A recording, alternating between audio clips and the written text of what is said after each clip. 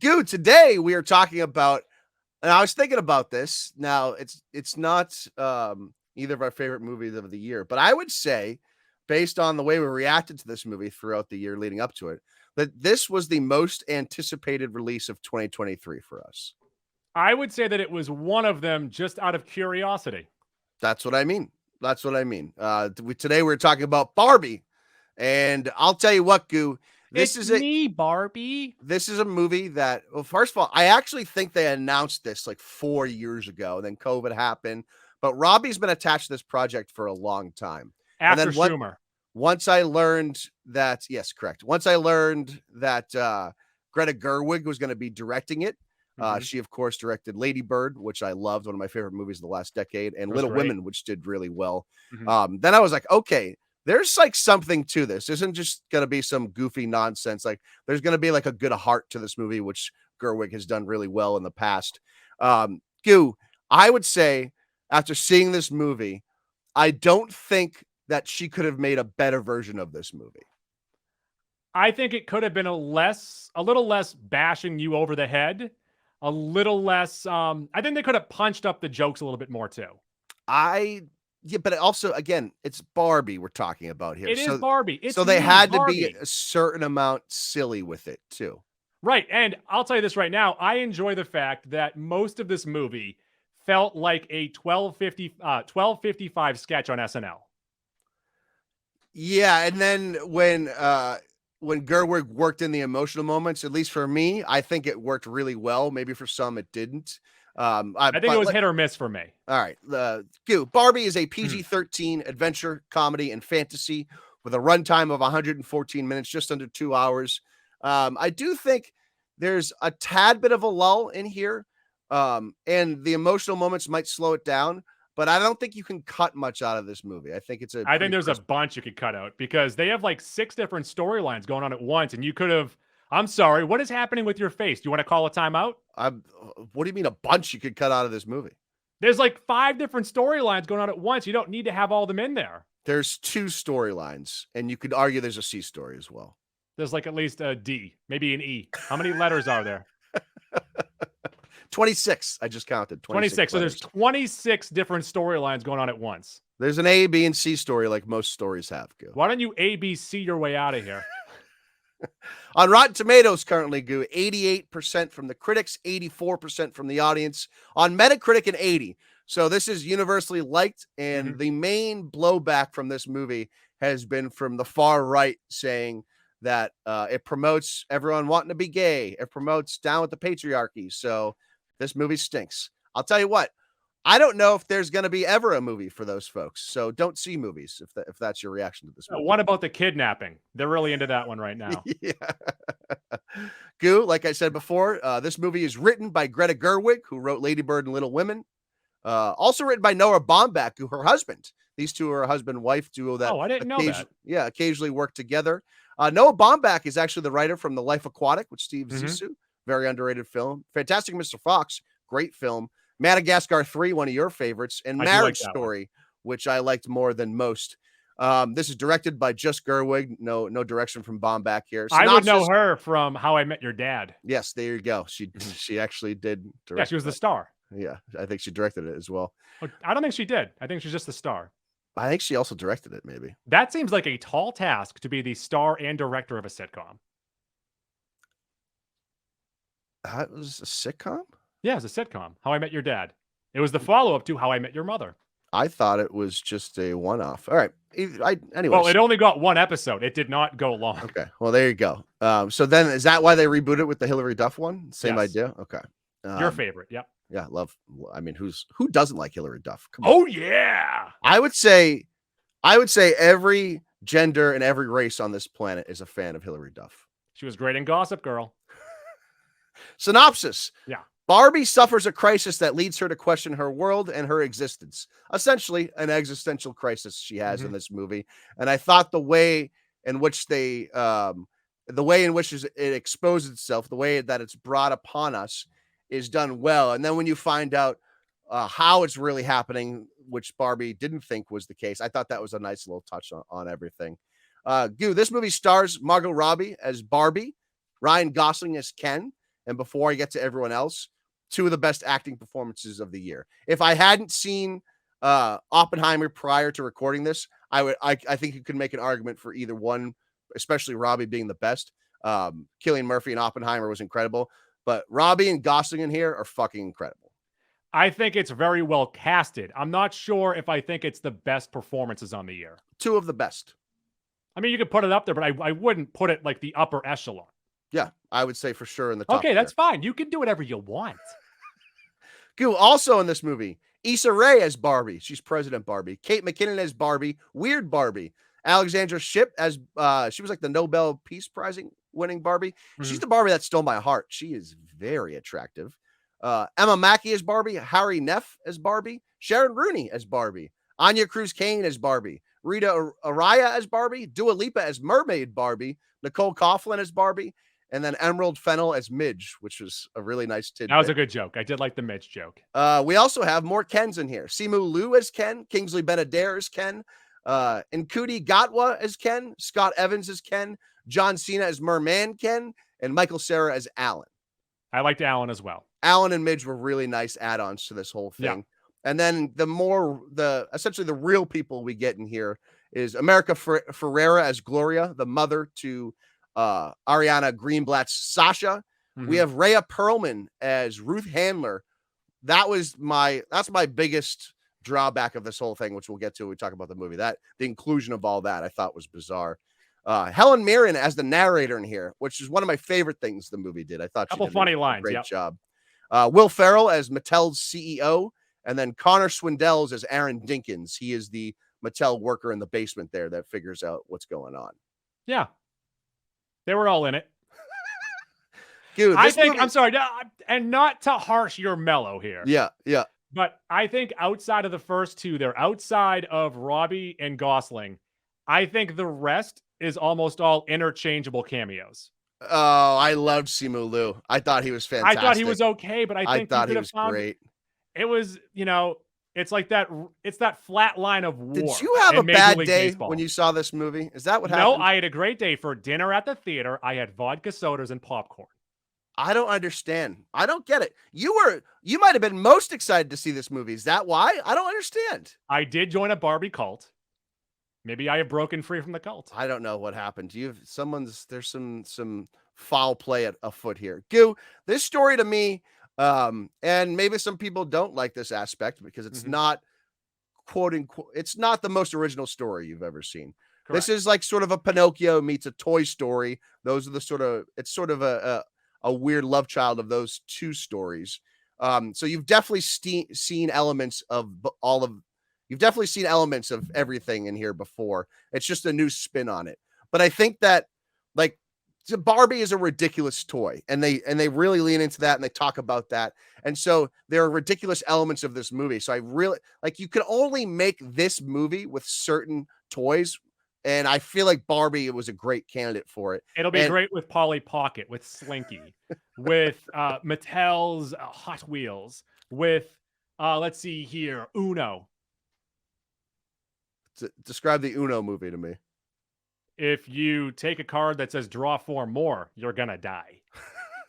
So it's like a home to first, second, third, fourth. It's a lot like Russian roulette. It's a big Russian roulette Uno game. Okay. There's gonna be a lot of splatter. The music in this movie I thought was great. Great use of music in here. Very catchy music as well. I liked the opening Lizzo / like the reintroduction of it with like the different lyrics. I enjoyed that. I thought everything Dua Lipa in this movie just didn't feel right. The song didn't feel right. Her as mermaid didn't feel right. I just didn't like Dua Lipa. Are you attacking me personally right now? I'm trying to attack you right now. What? You soy boy. Why would Dua Lipa even stand out to you in this movie other than me loving Dua Lipa? She couldn't even get the dial. Hi, Barbie. She didn't line. Even sound correct saying it. That's how mermaids talk, Goo. Mermaids are real. And they're all white. You know what, Goo? Yeah. I hated TMNT. I'm giving it 13 hot dogs. Oh, why would you do that to me? For the target audience, 13. I actually not only did the Lizzo song make me laugh, the Barbie the Dua Lipa, whatever the name of the song is, the fucking riff's been stuck in my head for a week. But moreover, the Billie Eilish song that is used in the most emotional moment of the film is, I don't even really like William Eilish all that much. She's hit or miss. She's obviously very talented. Fucking great song. It's legit been stuck in my head for 10 days now since the moment I watched this. And I thought that was a perfect use of a song in a movie. How about the Barbie girl sample? The Ice Spice song. Yeah.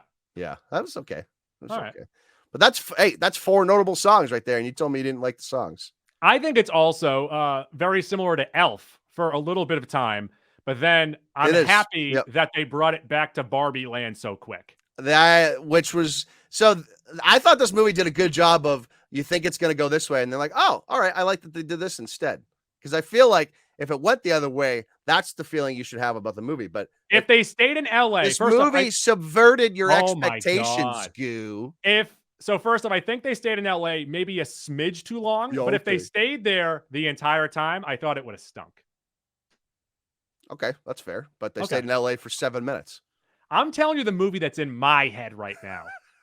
I thought this movie has a great heart to it. It's a feel-good movie with a pretty good message in it. I like the message of you deciding your own identity. Yes, you don't have to fit into this Barbie doll box that they're trying to force you into. Yes. You can break the mold and become whoever you want to be. I think the message of the movie is the best part. No, actually, Gossling and Robbie are also great. But the message is, I think, what puts it over the top of me saying that it is a good movie. I'm not saying it's bad, Mac. You just want me. You're trying to put me in a box right now. No, you're trying to tell me that I need to love this movie. Went out of your way to throw strays at Dua Lipa. You're the first person to make any comments about Dua Lipa in this movie negatively. Hi, Barbie. She's a robot. She's a mermaid. I didn't hear you say anything about John Cena and the same thing. Oh, no, you're only criticizing females. Let's get to that cameo as well. That cameo stunk. 0 for 2 in our last 2 pods for John Cena. Not great. Yeah, this is a bad stretch for Cena, right? Yeah, he's gonna do better work than this. Yeah. Goo, I think this very well might be the funniest movie of the year. I laughed out loud throughout the entire movie. I did go through a bunch of comedies when I spoke with DJ Bean about this. You can go check out the Brunch podcast as well. That is his with Pete Blackburn. But I have a couple movies that I do think are funnier. I think that GOTG 3 was funnier. I think Joyride was way funnier. I think Turtles is funnier, but I could see the going back and forth on there. I think Spider-Verse is funnier. I think that Air is funnier. So I haven't seen Joyride, which I do need to. Blackberry's funnier. Blackberry's not funnier. But it's specifically Howard now. Everything Howard says in it just kills me. Air is a very funny movie. Guardians obviously is a very funny movie. I think this not only had more jokes. You know what? I think that Renfield got me to lol more. Renfield still might have my single hardest laugh of the year, although this one comes close. When Renfield gets back to his apartment and Cage is sitting there, that's maybe the funniest moment of the year. That's a great scene. There's a great Snyder cut joke in this movie that killed me almost as much. I don't think it's that funny. I think it's an overused what are you joke. beta? What are you're a beta cuck fucking Zack Snyder boy? We can't call each other beta cucks this entire episode, Mac. Oh, you like the Snyder cut, do you? Would you like when Rolling Stone put it #1 by mistake? I did. I said it's finally getting its proper due. Go get to the fucking gauntlet. All right, Mac, let's get into the gauntlet here. Fun factor. And I do think that it is fun. It is very stylized, and a lot of it is very fun. It's just that I think that they rush through a couple of these storylines and they don't conclude them. I'm gonna need you to really explain yourself when we get to spoilers on that one. I had an absolute blast throughout this movie. I think this movie is made to be one of the more fun theater experiences in a while. Makes sense because you're a beta cuck. Yeah, that's why I'm wearing a pink shirt right now. Satisfactor, Mac. And I think I'm satisfied by what they gave us. Because like you said earlier, this is probably the best that they can do with this property. Yep, I think that. And I'm also very satisfied with the Pinocchio-like elements at the end of this story. Like when Robbie grows her nose out. Right, correct. I like the whole real boy, real girl aspect to this. Borometer, and in the third act. Now, while I do like the dance scene, the big dance number, if you will, Sure. not to spoil anything, the build up to that dance number I thought was incredibly boring I and think kind that of was stupid. the second act. I want to say That's in the third act. How many acts are in this movie? Sure. There's 26 acts. So at the end of the 21st act, Yes. when they introduce the dance number. So the dance number, I really like how outlandish and wild it is. Like Yeah. completely out of left field. But the buildup was not great to me. I think there's a couple lulls in this movie. I'm not going to pretend there wasn't some things Los that you're Angeles like, too, but go ahead. whatever. I do feel like it was paced well. But there are a couple like head scratching moments that are just dropped in there that I really didn't like. I thought you were going to scratch your head when you said that. I'm like, that's great. But you were taking sweat off. Yeah, I was brow. wiping sweat off my bald ass head. I also feel like as much as I bought into the more emotional moments of the movie, I could see people not buying into those. They were a little over the top, but also you feel like they were over the top on purpose. What was I made for? Am I man or am I a Muppet? Very similar to that. Are Halloween. you human? Will it? Or are you Barbie? Borometer, we just did that. Halloween, will it wane over time? This is a very good question, actually. This might be the most puzzling movie of all time. I'll go first. Yes. I think because Barbie is timeless, and there's a lot of timeless. Bart Harley Jarvis. What is the other one? Hank Barley too, or something like that? What's the fucking name? Barley from My Dad's a Pair of Pants. Yeah, that's what I'm talking about. Give us the fourth Barley for our Mount Rushmore. There are timeless jokes in here, timeless references in here, and although there are some topical ones as well, I think because Barbie is timeless, this movie's going to be kind of timeless. Equator, this is above the equator. Faux show. I'm not a hater, Mac. I'm a realist. Okay, sure. That's all I'm telling you. Credit Union. Who would you like to give credit to? I will give it to the two main stars of this movie. They encapsulate characters extremely well. Yep. I'll also give credit here to Greta Gerwig for executing a very bizarre but clear vision. And although it was unclear to us leading up to it, like once you got into this movie, you're like, oh, I see what she's doing here. I like what she's doing. She for sure put on screen the vision she had. Let me actually take a step back and give credit to Mattel. Mattel let Gerwig really just have fun and just prod and poke at what Barbie is, what the toy company is, what this big conglomerate is. And they said, you can do whatever you want. Like, the company deserves a little bit of credit for that, right? Can you retract the credit now that post-movie they're being like, I think we're going to do a Mattelverse? Okay, I'm going to take another step back and I'm going to take my credit away and I'm going to give it to Ken. Good Kenergy. All right. Shout out Ken Border, your brother-in-law. Shout out. Yes, because now, you know, he's a part of the movie. Yes, he was uncredited Ken. Yes. Panston City. Excite Bike Mania. What got you going? And I think that Gossling got me going real hard. No, funniest part of the movie, funniest character in the movie, the Casa Dojo house, what is it? Help me out here. Yeah, something like that Casa Dojo house thing. That was fucking everything with that. And then his also love for horses. The musical number at the end really is funny. Yeah, there's a lot of fun, a lot of funny scenes throughout, but I do think it kind of lacks the one pants tent moment unless you really bought into those couple dance numbers. I would say, however, and they do make a joke about this, Robbie being in the movie sort of makes the whole runtime a pants tent. So yes, all 114 minutes were a pants tent. For those of you tardy to the Mac and Goop party, we rate everything on a 40 hot dog rating system. And Mac, you're more excited in this than I am, so go right ahead. Okay. Like I said, it's elements of stories we've seen before brought together here. Robbie learning how cranked up to 11. Robbie learning how to become a quote unquote real girl is pretty satisfying. The music is great. Really props the movie up for me. I guess maybe not for Goo. Feel good movie with a feel good message.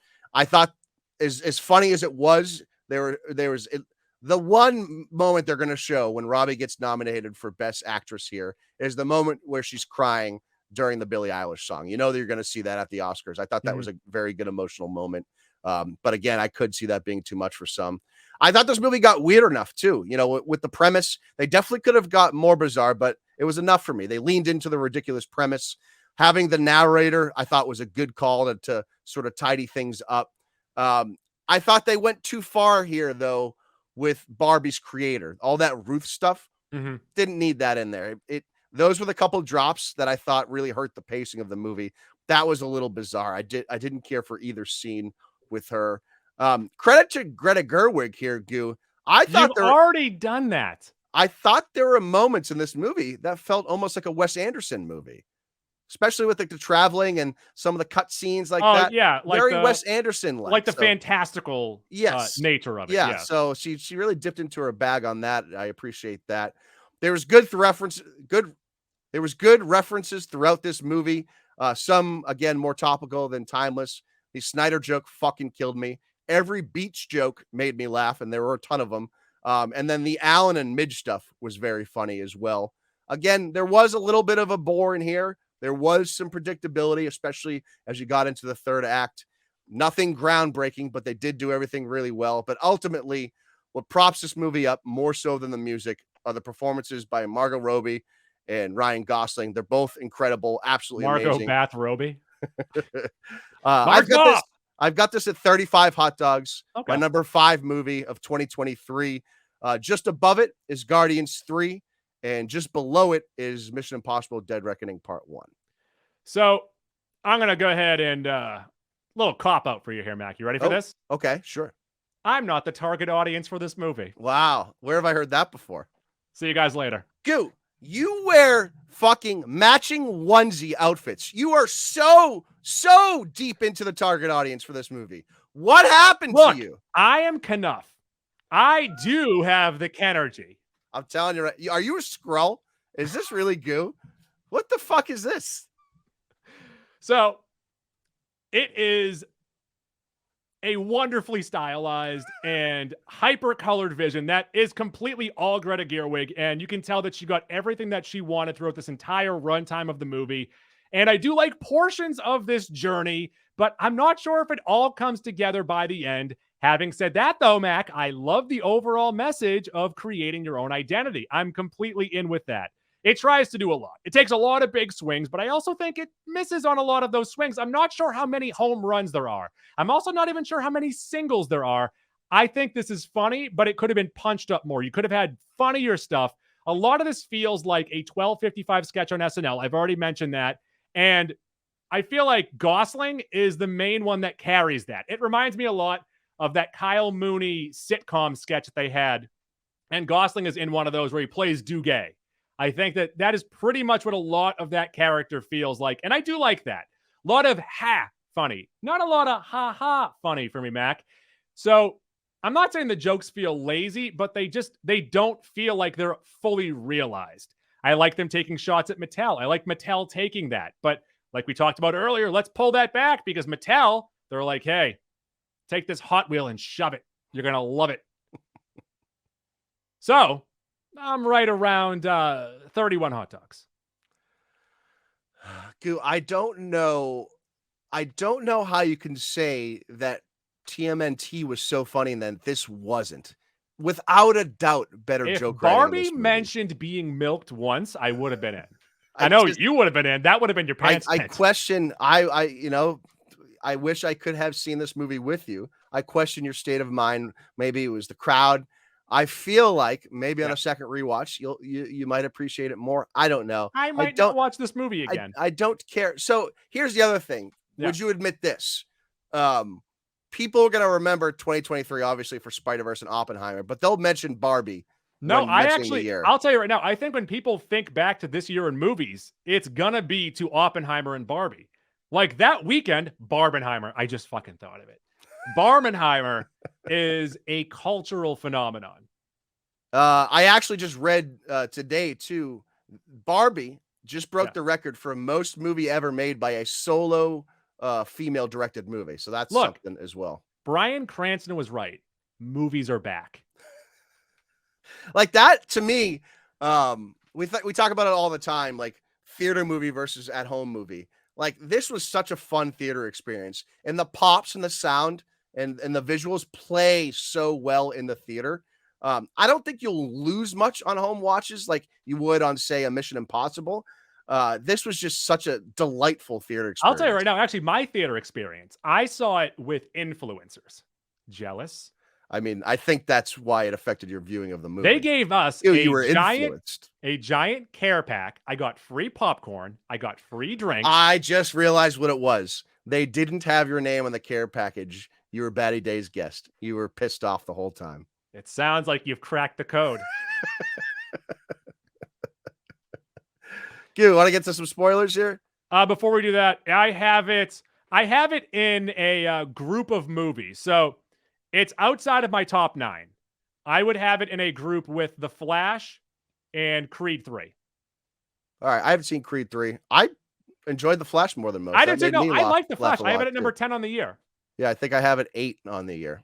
So. But you and I, we're willing to forgive wonky CGI. You know what it is? I actually think if we're good at anything, we're good at just saying, I don't give a fuck about the Rotten Tomatoes score in terms of like, we'll get upset about it. I've been saying that all year. I know. I'm saying we'll use it as a parameter in our podcast, but our personal feelings are very rarely affected by other people's thoughts on a movie. And I think the perfect example of that is Thor: Love and Thunder. The perfect example of that is Flash. Let's take 2 steps back and let's give credit once again to us. Yeah, credit to us. Credit to us. All right, let's get into some spoilers here, Max. Spoilers. Let me ask you a question here. Yes. Okay, so end of the second act of the movie, when they go back to Barbie Land, first off, I like that they go back to Barbie Land. I'm in on that. Out of nowhere, Barbie suddenly thinks that she is ugly. Is that because Ferrera thinks that she's ugly and that has now seeped into Barbie's mind? Because Ferrera has been pushing more of like the death and the suicide stuff. It was more like out of nowhere. She's like, I'm ugly. Help me out here. I think those feelings of Ferrera's, which by the way, I thought one of the better moments of the movie, the quote unquote reveal that it was Ferrera's thoughts and feelings and not Sasha's. I thought that was a nice touch. Right. But also let me take a step back. How many step backs do I get? You have fallen down the flight of stairs. You've taken so many steps back. Your leg is broken at the bottom of the steps. If they explored the mother-daughter, like that story more, because I thought that was the most interesting story in the movie, and they just kind of gave up on it. No, I thought they did it perfect amount. We got it. We understood it. And that's a thing too with a 15-year-old girl. Like a lot of that shit's unspoken. They just have to have an understanding with each other, which is what they kind of just fall into the background. I don't agree with that at all. Goo, I thought, and these are 2 characters I'd never heard of, Midge and Alan. The jokes and everything surrounding that, I thought is like a perfect summation of like the way Gerwig handles her projects. Those are 2 things that if they were never brought into this movie would still be roughly the same. But those small additions show like how she handled it with care. And like, she truly understands how funny that's going to be with the Alan and Ken stuff and Midge and the Mattel CEO. Like, when Will Ferrell goes, ugh. Do you want the fart opera that she tried to put into this movie? So no, I don't. I would like to see that, but not in the movie. I don't want to cut with that in the movie. Oh, you want one of those cake videos? I want it separate. Yes, give me the cake video. I just want to see what it would have looked like. Everyone those used to circulate, and everyone's like, "Watch this video." That's another thing. Why would I want to watch this? So is that why your score's so low? Because you wanted to see the fart cut of the film? I wanted the farts. I wanted the farts. Goo, the thing that I really didn't like, Robbie. The thing I really didn't like most and took Ryan Gossling. A couple dogs, maybe even 3, maybe a few. Can I get credit for that? Can we take a step back and give me credit for that? I'm moving forward. I've got a fucking chairlift on the stairs. The inclusion of Barbie's creator, Ruth Handler, in here. I get that they want to pay homage to her because she created this whole craze and everything. But Ruth Handler died in 2002, Goo. So they have an actor in here playing Ruth Handler, living in the basement of Mattel, who was born in 2003. It was and then weird. She pops up again at a later moment, and those 2 moments pretty much like took me out of the movie. It was jarring. I did not like it at all. And if you remove those 2 from the movie, this would be, I don't know, much higher because 35 is a good score, but I thought this movie would be a lot better without those two moments, because ultimately that doesn't actually add anything to the film. Because yes, you get the monologue with Handler talking about why she created Barbie, and it could show that a girl could be an astronaut, could be this, could be that. So that's great, but you can convey that through characters that are already in the movie. You didn't need to add her in there. That was really bothersome to me. I also thought that every actor that's in here, just like, I mean, like Sarah did his thing and he was very Michael Cera in it, but like, I just thought that they could have used the other Barbies and Kens a little bit better. I thought that you could have replaced them all with someone else and you really wouldn't have noticed, except for the fact that they aren't movie stars. I don't really, I'm not on that same level with you, because I thought also Will Ferrell going back to Barbie Land, there was no payoff to that. Well, Will Ferrell learned a lesson. What do you mean? I'm not even sure if we needed Will Ferrell in this movie. I thought he was funny. And actually, I thought that the way that he portrayed it, it felt like one of those fun Will Ferrell characters from like the mid-2000s. Some of the funniest things were between him and Aaron Dinkins. That stuff was very funny. That felt like more of a cartoon than what was happening in Barbie Land. I don't know. Barbie Land is pretty fucking cartoonish. And to they had a Scooby-Doo chase in the hallway. What are you talking about? Most of the Kens and Barbies are non-stars. You have Simu Liu, and now, of course, Kingsley Ben-Adir, who we saw in Secret Invasion. The other ones are pretty much no names. And the same goes for Barbie. You had Issa Rae, you had Kate McKinnon. The other ones were mostly people we didn't know. I want to give credit to Greta Gerwig for allowing me to like Kate McKinnon again, at least for one sketch. She was good. Not one sketch, for one scene. I thought she was great in that first scene, and then they brought her back, and I'm like, we probably could have just done with the one scene. No, I think she was fine in the second scene too. Yeah. She got like 4 minutes of screen time. She was good. The only other spoiler-ish thing in here that I want to mention that you had seen as well is there's a nice little nod seemingly to the Bratz dolls in here, which became very popular in the early 2000s, maybe late 90s, at the lunch table when Barbie dressed up in her cowgirl getup, which is a very nice image. She's talking to Sasha and her friends, and the 4 friends there are the 4 names of the Bratz dolls, and roughly have the same looks as the original Bratz dolls. So I like that little tidbit in there, that little Easter egg. Oh, hi, it's Goo from the Mac and Goo Movie Club. If you like what you just saw, you can find full episodes of our program on Apple Podcasts, TuneIn, Stitcher, CastBox, iHeartRadio, or wherever podcasts are found. And now it's time for girls jumping on trampolines.